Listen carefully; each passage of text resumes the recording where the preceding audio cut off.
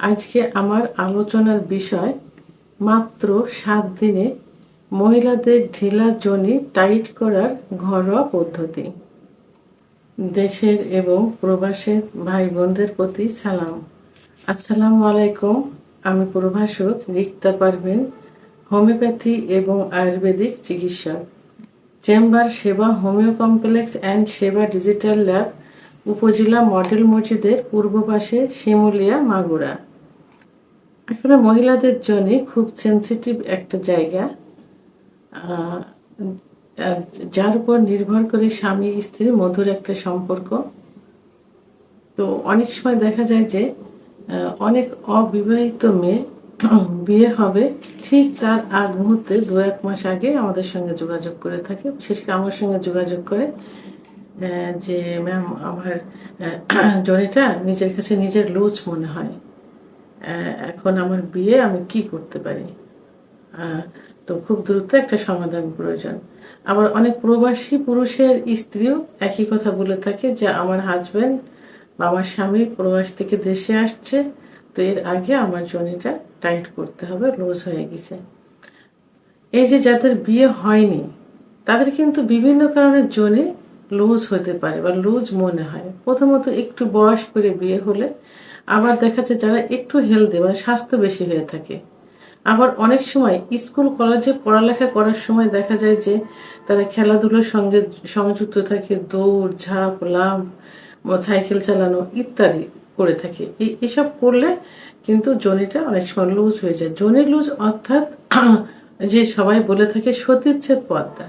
আসলে সতীচ্ছেদ পর্দা কখনো ঢাকা থাকে না, এটা জনির চারপাশে মুখে একটা ওয়াল, যেটা ওটা একটা পর্দা পর্দা মতো থাকে, সেন্সিটিভ একটা জায়গা।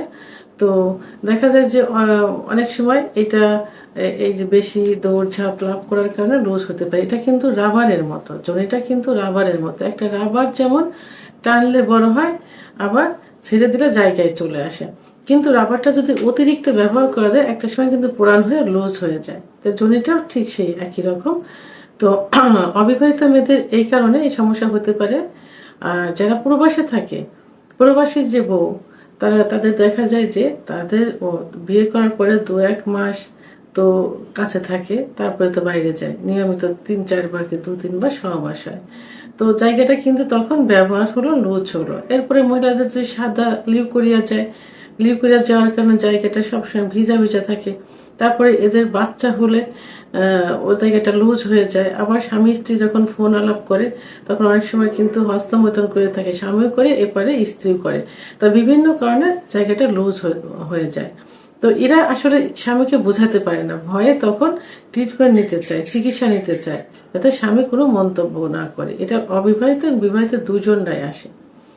তো আজকে আমি এদের জন্য একটি ঘরোয়া রেমেডি বলবো, যে রেমেডিটা ব্যবহার করলে ঠিক পূর্বের অবস্থায় জনি যে অবস্থা ছিল সেই অবস্থায় ফিরে আসতে সক্ষম। তবে হ্যাঁ, যদি বাচ্চা ডেলিভারির সময় জায়গা টিয়ার হয়ে যায়, চিড়ে যায়, চিড়ে বাচ্চা ডেলিভারি করে, সেই জায়গা যদি রিপেয়ারিং না করা হয়, স্টিচ না দেওয়া হয়, সেক্ষেত্রে কিন্তু ওষুধে ওইভাবে কাজ করবে না, এই রেমেডিতে ওইভাবে কাজ করবে না। এর জন্য অবশ্যই একজন সার্জারি ডাক্তারের শরণাপন্ন হতে হবে। তারা ওই জায়গাটা কাঁচা করে আবার নতুন করে রিপেয়ারিং করে দিবেন। তবে যদি অল্প পরিসরে হয়ে থাকে তাহলে এই ঘরোয়া রেমেডিটি অবশ্যই কাজ করবে। এবং টিয়ার ছাড়া বাকি কারণে যদি এটা লুজ হয়ে যায় তাহলে 7 দিন থেকে 1 মাসের মধ্যে এই রেমেডিটি কাজ করতে সক্ষম। তো এই রেমেডিটা তৈরি কিভাবে করতে হবে, তৈরি করতে যে উপাদানগুলো লাগবে, প্রথমত হলো আধা কেজি পরিমাণ কাঁচা আমলকি, 1 কাপ নিশিন্দা পাতার রস, 1 কাপ মহাসমুদ্র গাছের রস, 1 কাপ দূর্বা ঘাসের রস। যে দূর্বা ঘাস পথের পাশে, বিশেষ করে মাঠে ঘাটে ওই পাশে, জমির পাশে কিন্তু এই ঘাসগুলো হয়ে থাকে, দূর্বা ঘাস, 1 কাপ পরিমাণ দিতে হবে। এই 4টা রেমেডির ভিতরে 1 লিটার মতো পানি নিতে হবে। পানি নিয়ে এমনভাবে জ্বালাতে হবে যেন আমলকিটা গলে যায়, সেদ্ধ হয়ে যায়। যখন আমলকি সেদ্ধ হয়ে যাবে, বীজ থেকে সরে যাবে, ঠিক সেই মুহূর্তে জালটা বন্ধ করতে হবে, জ্বালানো বন্ধ করতে হবে এবং ঠান্ডা হবার পর হাতে পিষতে হবে। হাতে পিষার পর সেটা ছাঁকনি দিয়ে ছাঁকতে হবে। এই রস, এই চারটা উপাদানের রস ভালো একটা পাত্রে, একটা জারে, কাঁচের জারে সুরক্ষিতভাবে রাখতে হবে এবং এই রসটা, এই রেমেডিটা কি করতে হবে, পাতলা একটা কাপড়, বিশেষ করে হাত পা ভেঙে গেলে, কেটে গেলে যে গজ কাপড় আমরা ব্যবহার করি, এই গজ কাপড় প্যাকেটজাত অবস্থায় কিন্তু ডাক্তারের একটা ওষুধের ফার্মেসিতে পাওয়া যাবে, ওখান থেকে এনে এই 2-3টা আনতে হবে।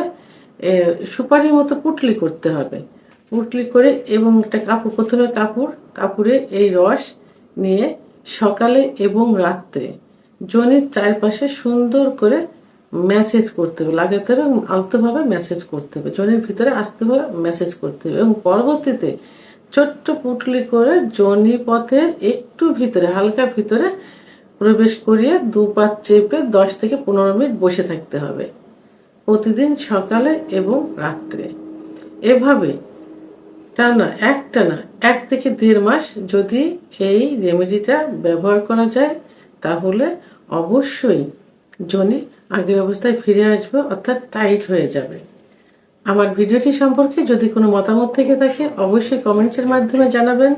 আর ভিডিওটি ভালো লাগলে লাইক, কমেন্ট, সাবস্ক্রাইব করে আমার সঙ্গে থাকুন। আল্লাহ হাফেজ।